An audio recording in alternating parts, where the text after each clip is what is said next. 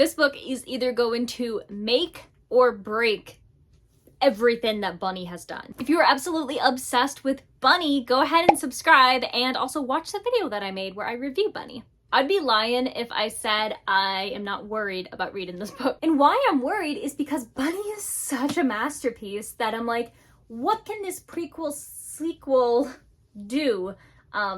Will it change the way that I viewed Bunny? Will it change the way I see Samantha and the bunnies? And it's okay if it changes the way, but what I loved about Bunny was that you don't really know what the reality was. So just a bit of a warning, there will be spoilers for Bunny, but there will be no spoilers for We Love You, Bunny. So I'm about to start reading We Love You, Bunny by Mona Awad, and I'm really excited about it because from my understanding, this book is both a prequel and a sequel to Bunny, which you're like, what? What does that even mean? And I'm gonna tell you. It is a prequel and a sequel. It starts off as a sequel where I guess we see where Samantha is. I'm pretty sure she's had like books published and stuff. And then the bunnies don't like the way that they're depicted in her stories. So I guess they tell their own story, which is where the prequel aspect comes in, which sounds really good. But obviously, like, I'm a little bit worried because what I loved about Bunny so much is that you don't know what's real and what's not. And so like when we get the bunny's perspective, is that going to change everything and make us have a clearer understanding? If so, I don't know how I feel about that because I don't like having a clear understanding. The whole point is that you just don't know. But we will read it and we will find out. So without further ado, let's just crack this book right open. Oh, but wait! We know the drill.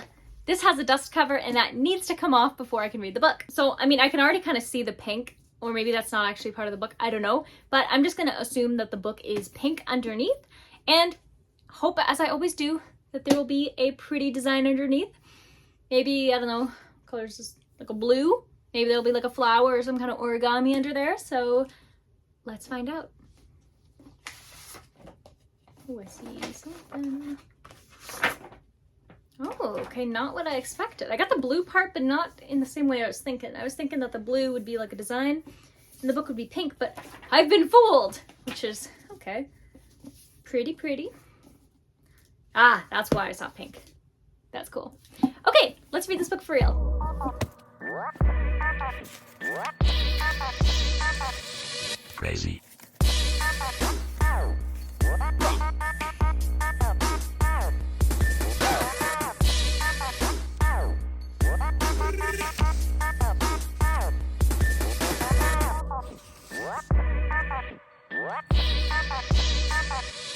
Crazy.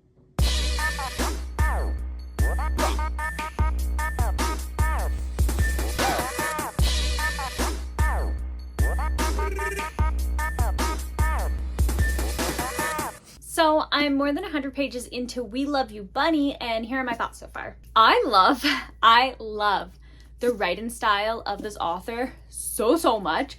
It instantly like grips you and just, it takes you for a ride. It has its claws in and it just keeps you there. Like, I don't want to stop reading this book just because of how interesting the prose is and just how creative and at the same time as well funny and just overall chaotic. Like, this is chaos incarnate and it is so entertaining. Now, I think my worries with this book about it kind of, you know, potentially ruining some of the magic that Bunny had is still a high possibility, unfortunately. Because like in Bunny, we're like, oh yeah, this is obviously Samantha, you know, just kind of having hallucinations and being drugged up and all this stuff. But with the bunnies telling their stories to Samantha now, is this perhaps it actually was reality, or maybe this is just another delusion from Samantha? And if it's the second,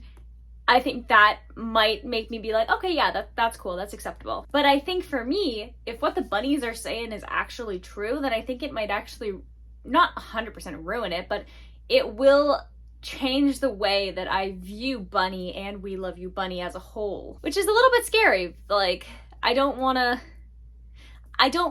to not still be like, oh my goodness, this was such like a mind-blowing journey. But I'm still gonna be hopeful and it's still very entertaining. And like following these characters and their names and just kind of getting their backstory and who they are as individuals, and seeing what everything was like before Samantha even joined the Bunnies, I think is really interesting. And so where I'm pretty much at right now is each of the Bunnies had basically taken a turn, given their side of the story to Samantha, who they had kidnapped. And so each of them, we get each of their individual stories, like couple, I don't know, 30, 40 pages maybe per bunny, where they're sharing their story, their backstory, what it was like when they first got to Warren, what the workshop was like. They mentioned Ursula and Alan and their opinions on Samantha, how they all met each other, and how they made their first creation, the first bunny exploded into a man, like how that happened. And so that's really just like where I'm at right now. Just we get all these different interesting stories, the bunny, all of that, because we know like they make a lot of these darlings later, like in Bunny itself. So being able to see like the origin and like where it goes from there is going to be interesting, as well as like the relevance of Pinkie Pie. So yeah, I'm excited to see where the book is going to go. It's definitely very entertaining and I'm having a good time, even if I'm like, does it kind of take away like some of the unknowns of Bunny? I think it is, but you also don't know with a story like this, because like maybe it's just messing with you the entire time, and it's one of those things that you're just going to be on this roller coaster of a journey, and I'm enjoying the journey nonetheless. So I'm going to continue to read We Love You, Bunny, and I will update you around the halfway mark, so I will see you then.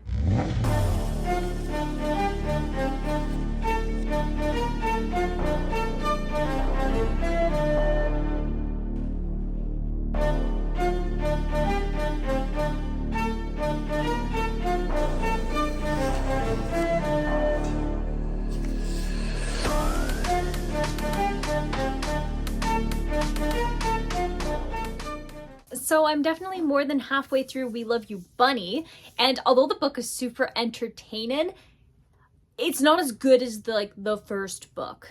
At this point, it definitely does seem like it does take away some of the magic from Bunny itself, but it's also introducing new kind of ways to think about all of the bunnies on campus, which I think is really cool. And the entire part about, let's just call it the creature, because I recently watched the new Frankenstein movie, and there's obviously references to Frankenstein. The characters, they go out and they even say that, and Ursula says that too, so am not far out of left field by saying that. Those pages, those chapters, that entire part was so fun, and like you could just tell that the author was having just such a fun time writing that character, giving us the point of view of that character with the smiley faces and the sad faces and the dandelions and the manuscripts, all of those things. It was just so much fun, and you could just feel like the author like, oh, this is such a great time. Like you can feel that kind of vibe as you read it, and it's just like, yes.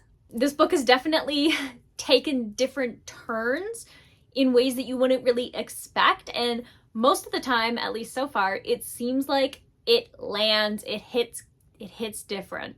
But then other times there's stuff where you're like, but you're still like, whoa, this is so fun. And I also love, like, she's such a good writer that you don't even need the characters' names to know which chapter each of it is about. Like where I'm at right now, it's basically jumping between the different characters, and this is a really rare instance where first person works for like a huge amount of characters. I mean, it's not huge, but like it's a decent amount of characters, and it's so fun, and they all have their personalities, and the tone that has been captured throughout the chapters of the different characters is so good. Definitely a big fan. I absolutely love her writing style. You can tell she's a very good writer. The way that your brain is like, what is going on? Like, oh, this is kind of adding up. Like all of this is very, very fun. And I saw like before I read this book that some people were saying like, you know, it feels a little bit longer than it needs to be, like explaining a lot about different characters. But I personally don't mind that at all. I love getting all the details about these characters, the bunnies in particular, and their point of view, and how the stories overlap but also kind of contradict each other at the same time. And that even though the book seems to be taking away some of the magic from Bunny, it still makes you wonder, like, okay, this kind of changes things. And makes me kind of look at it from a completely different perspective than the other ways that I've kind of looked at Bunny as a whole, which is pretty fun, to be honest. So I'm definitely enjoying the book. It is very, very fun. Very like, whoa, what just happened here? And also just like, it's funny and it's weird, and it also kind of makes fun of itself. Like, in the way the bunnies are making fun of Bunny, the book by Mona Awad, pretending that it's from Samantha.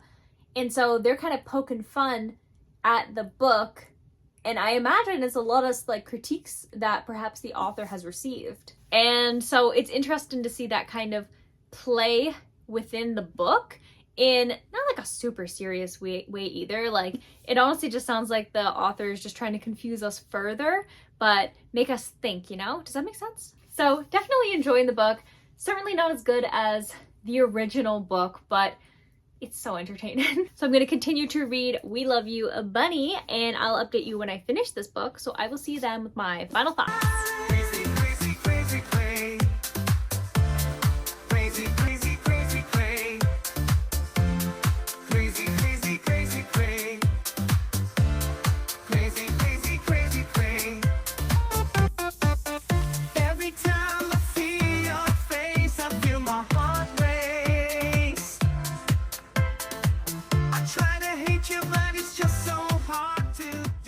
Last night I finished reading We Love You, Bunny, the prequel sequel to Bunny. And I thought it was really entertaining. I think that it does definitely take away from the magic that Bunny had, the kind of like weird girl, horror, confusion, like you have no idea what's going on kind of stuff.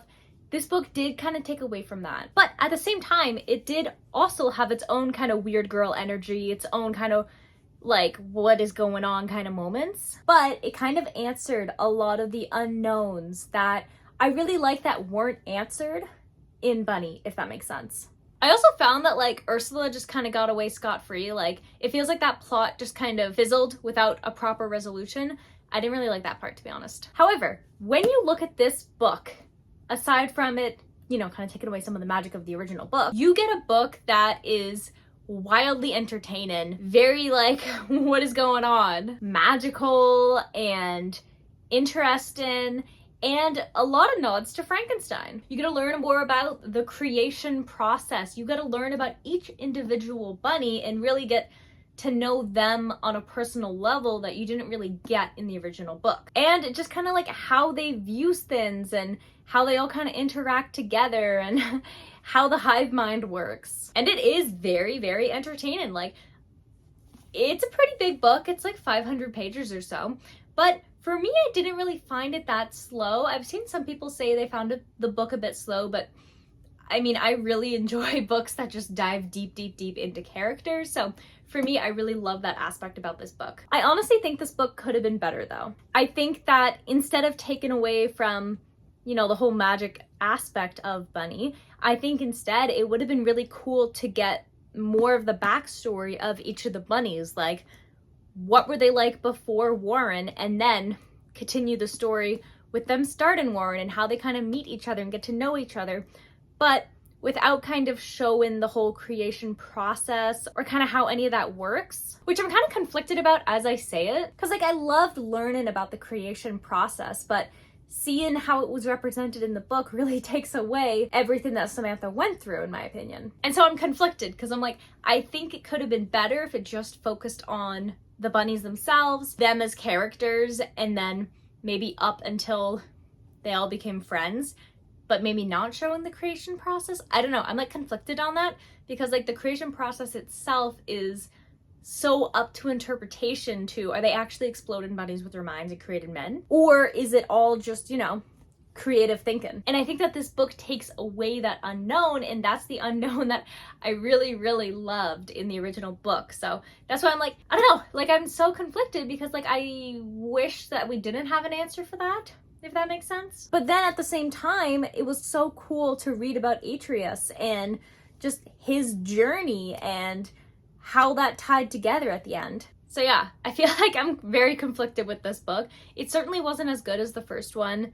it gave too many answers, but it was still so interesting and entertaining. The writing style is phenomenal. Like, this just hits different, and it is still a decent book, but it will take away some of the stuff that you're kind of questioning about Bunny, like the swan and the hive mind and the creation process itself in Pinkie Pie. So yeah, I don't know where I sit with this one, to be honest. So today we are going to be awarding We Love You Bunny a total of 3.5 stars. I feel like this was the hardest book that I've ever had to rate in my entire life, because usually I know pretty early on in the book what the rating's going to be. Sometimes I get surprised though when the book becomes even better, like in the middle or even at the end, like that happened with Infernal Devices, the first book. But for this one, it has made a loss of words, because yes, it was incredibly entertaining and it was fun and interesting and the characters were really fun, and it makes your mind like, whoa, what is going on? And like the creature aspect, like all that stuff is so cool on its own. And I think if this was a book that wasn't connected to this like bunny verse, I think I would have given it much higher rating. But because I'm comparing it to the first one and knowing that it's kind of peeling away the layers that I love that the first one left me guessing, it's lowering the rating for me a lot. And I don't know if that's gonna change or not when I do my end of month book wrap up. I don't know. This is the hardest book I've ever had to read in my life, especially because it's not a bad book. So like 3.5 is, I think, where I've decided makes the most sense to put it. But like, I feel like I don't know. I feel like that's the moral of this video. Just, I don't know, guys. I don't know.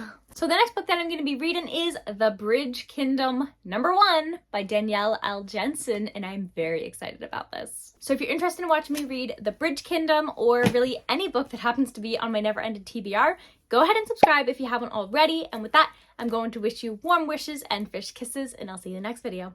Bye!